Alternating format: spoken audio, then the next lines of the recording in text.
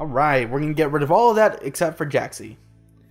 Because Jaxi is like the best early game minion you can have in your deck. Until they nerf it eventually.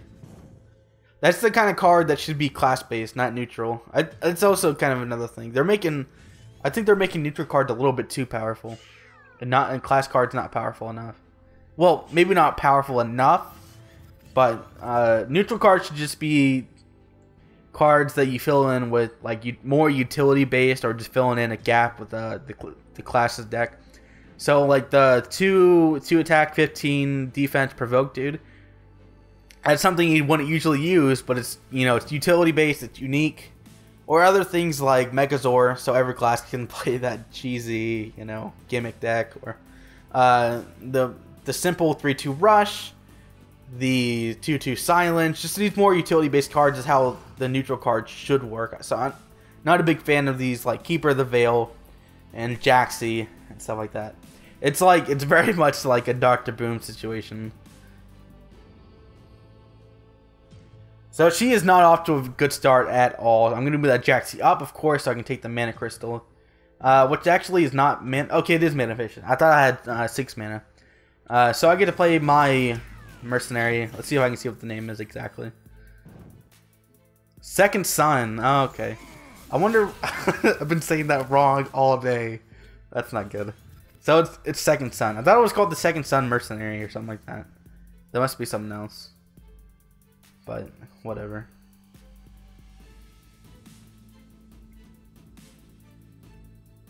Point is, I've got spectacular tempo right now. She is at 4 mana, so she can't Dark Transformation that. So I'm pretty much guaranteed at least a damage, because even if she does silence it with the 2/2 silence, I can use Divine Bond. She could also displacement it though, but then it'd still be up for.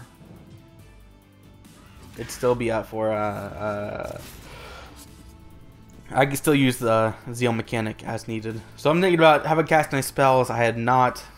I think I just kind of sacrificed this Jaxi, because I don't want her using her version of Death Watch or Dying Wish interaction against me. So I'm gonna do it myself. And unluckily for me, it places it right next to her, so she's gonna be able to kill that next turn. I think I just go down with my Second Son. And I move forward a little bit, but not completely forward, because I want to get rid of this 2/6.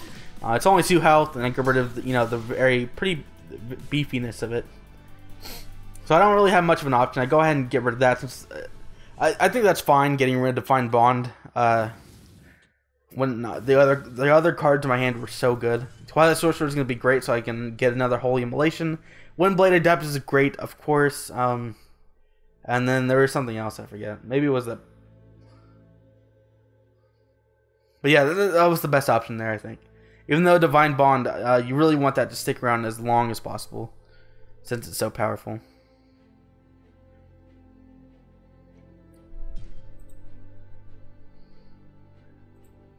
And also, I've been thinking about playing my own music, like turning off the Duelist music entirely, because man, does it get repetitive after you've played it for like, 20 hours, 30 hours. So I'm getting pretty sick of this music. I'm thinking about disabling the music entirely and then just playing some background tracks from like OC remix or something. Video game tracks that have been remixed by the community. My voice has been cracking a lot today. That's not good. Oh yeah, so she's been doing some stuff. She's not playing her cards very efficiently, in my opinion. She has that 2/2 minion right there, by the way, that silence minion. Not a big deal. I don't want to use my Sunbloom on anything, but I've got so much burst right now out of these Windblade Adepts. I'm just looking to get as much damage as possible. Holy Immolation for maximum value. So just a quick note, make sure to attack first and then heal. I mean, yeah, so you get the heal, rather. Even though that Windblade Adept is silenced. And I did it with my I healed the 4/3 instead. Wait, no, it doesn't matter. I thought it was silence, but whatever. But anyway, if it was silence, I would have done it with the 4/3, because then the 4/3 would have been healed and not the 2/1 or whatever it was. I know, like, I'm not saying all this stuff to be like patronizing. I'm not pointing out these small details to be patronizing. It's just like, just to make sure it's clear that you should be doing each move as optimally as possible. Even if it won't make a difference, 99% of those cases, it may be in that 1%, you know, it wins you the game. So see, if I healed the wrong one, she would have been able to clear both of those quite efficiently. She would have taken less damage. Or something like that. I don't know. Yeah, she would have taken more damage if I had done the reverse. It's only 2 damage, but it could go along. It can go a long way. And that's all that's all that train of thought is if it was silenced, but it doesn't matter anymore. And also, wait, did she attack that? Did she attack the 4-1? No, surely not. No, she had to have moved. Oh, I'm so dumb. She moved, obviously. So she used her 4-1 rush to get rid of it, which is fantastic. The 4-1 rush is, like, I don't even play much Abyssian, and I know not to think of it as an expendable 4-1 rush to get rid of units. It's to proc other effects like Death Watch, Dying Wish stuff, other spell effect cards, not just the minion by itself. So I've got her trapped in pretty well here, and I've got the health advantage, I've got the card advantage, I've got the board advantage. I've pretty much won this game. Uh-oh, wait, is that gonna end me? I hope it doesn't. That's a lot of damage. 4, 5, 6 damage. It's gonna clear my board, but not my Windblade Adept. Not Windblade Adept, my second son. So that was pretty painful, but I think I win here. Do I? Wait. That's 8 damage. Nope, I'm off by a little bit. Oh, this is the game where I discard my mulligan and I get the exact card that I need. Yep, there it is. No, wait, no, that's not it. I keep getting it wrong. There's one of these games. I've been thinking about it for a while. There's one of these games where it looks like I'm about to lose, but then I pull the exact card that I need and win the game. It's not this one, but it should be up here pretty soon. So all I can really do by this point is just double Holy Immolation, try and get her down as low as possible, and hopefully win. So I don't attack her because I want to keep my health as high as possible. If I do need to, like the difference between 3 health and 1 health is pretty much non-existent, so it doesn't matter. And especially since I have a Divine Bond, I have the Holy Immolation. I have ways of damaging her beyond just my basic attack. My game should not hinge on whether or not I basic attacked enough. And really, lately, I've actually been doing that a whole lot less. Because I've noticed it's, I don't want to rely too heavily on heals.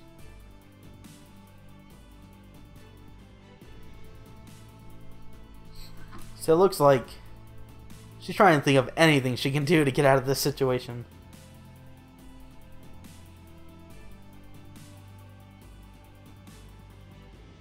Taking forever. You've lost. Oh yeah, I guess she lost.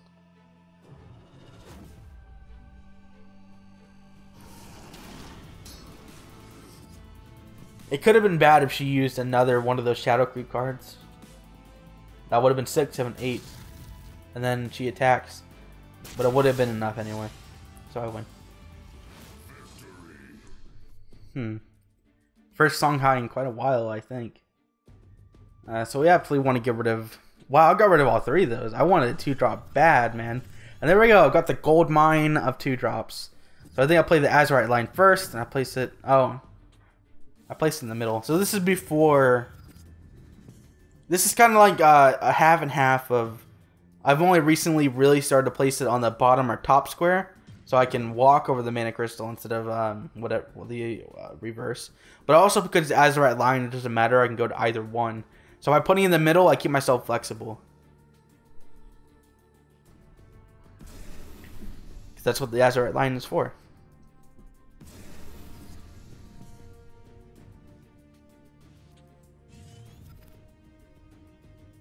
So I'm looking to try and get both these Mana Crystals.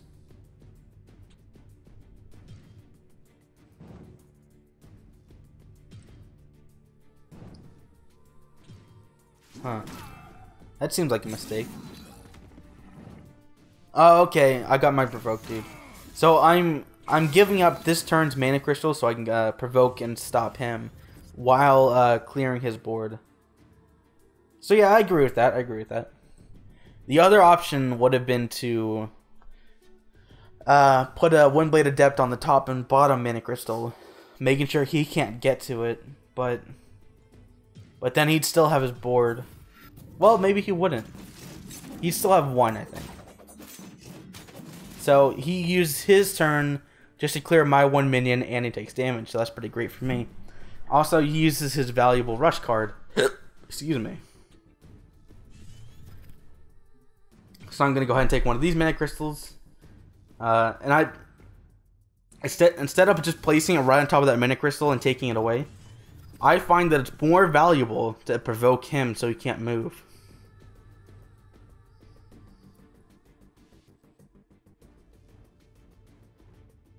And my tempo is just out of control by this point. There's like nothing he can do.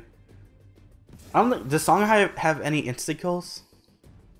I know he has the damaging spells like Phoenix Fire and the Spirit Spiral technique, but I'm not really sure about other stuff. That freaking Lantern Fox, man, completely killed the class, I think.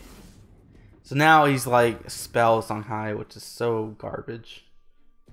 I think in general, backstab was not a mechanic that was going to really work out in the end anyway. Like making the whole class based on backstab kind of thing. Well, it's not the whole class is based on backstab, but that's the theme of it. So I go up, I go ahead and take this mana crystal so I can place all three of my Windblade Adepts should I desire. I think I was getting a bit of lag there. Oh, no, okay. I'm deciding instead of placing a whole bunch of Windblade Adepts that can be board cleared, I'm going to instead make that thing useless so it can't attack me from afar anymore. Which is definitely the better option. Yeah, see like that, if I had played another Windblade Adept, that could have gone horribly. So I was pretty proud of myself for that kind of like insight, I guess. So that card's completely useless.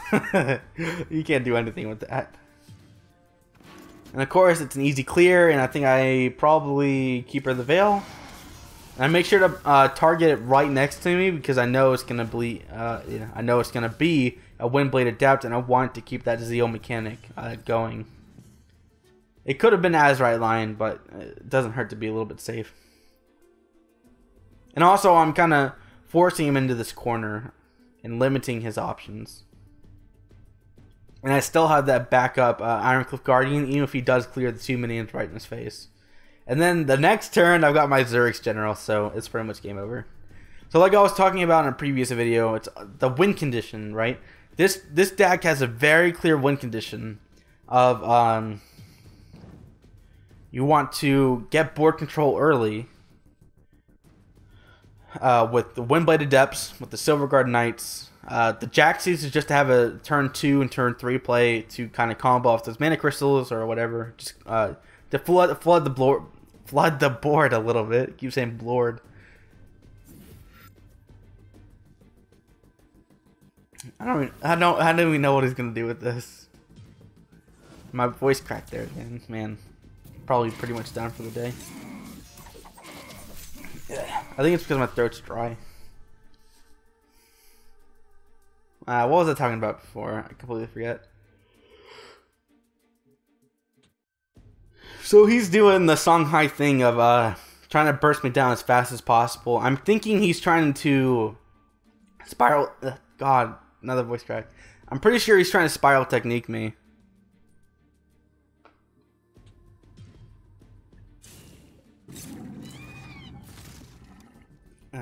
Okay. Got some liquid, so I should be speaking a little bit better. Not voice cracking all over the place.